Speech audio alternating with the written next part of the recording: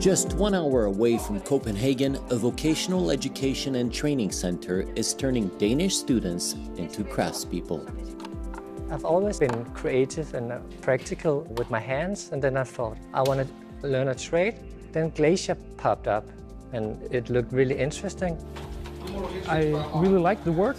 It's not like other types of construction works, typically a lot of manual labor.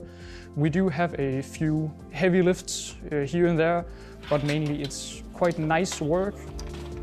It's never too late to learn new stuff, and when you're open-minded, it's always a possibility. As Europe works to cut carbon emissions, the demand for skilled workers is greater than ever. Vocational education and training centers across the EU are leading the way, preparing students to drive the energy transition. About 180 people are enrolled at this school, learning the skills industries are often looking for, such as glazing, roofing, and construction.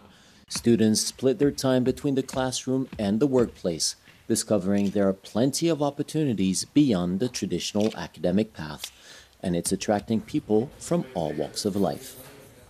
I studied philosophy and history, and then I also wanted to get something more of a permanent steady job, but that's quite hard being a philosopher or having studied philosophy. When you work as a glacier, it's a practical trade, and you get a more instant satisfaction working with your hands, and you can see the results more vividly. I always knew I wouldn't go with the academic way. I've always been better with my hands. It's good we start pushing more for the green energy and for the environment. It's a big part of our job, and it's going to perhaps change how we work. Although vocational education often provides a more secure path to employment than traditional academics, it continues to suffer from low enrollment and visibility. The Clever Hands for the Future initiative, coordinated by this school, aims to change that.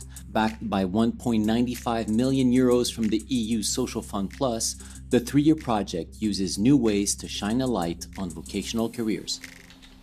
Projektets hovedformål det er sådan set at rekruttere, altså at få en masse unge mennesker til at tage en erhvervsuddannelse.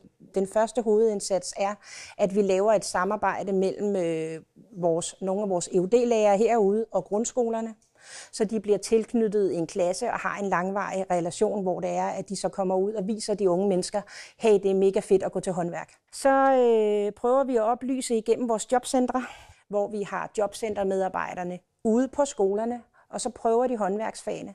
Og den måde igennem, så kan de bedre vejlede dem, som skal ud og have et job.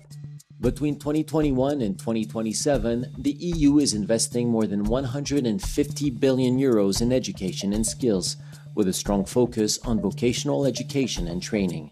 To tackle skill shortages, especially in the energy and digital sectors, the European strategy supports both funding and the harmonizing of qualifications across member states. Education is not an EU competence. It's the competence of governments, of regions. And there's a lot of important discussions among member states. Okay, but if we have, a European cooperation and exchanges and a European vocational degree, how do we make sure that we are able to, and if we want to have a recognition of qualifications, that we have these quality systems aligned? Most importantly, you need to build trust between educational systems, but for the average person, what is important is that it can travel with his or her diploma, degree throughout member states, wherever the industry or the job is better suited to what they're skilled for. The EU is also working to get more vocational students involved in international programs like Erasmus+, and to close the gender gap that still affects many trades. For Robert, this kind of support sends a strong signal to those wanting to explore alternative paths in life. The message I would like to tell is to think about it, and there's more options than you think. And maybe you have overlooked a good option that could be a really good way for your future working life. Europe's future depends not just on technology and craft, but on people with the skills to make them work.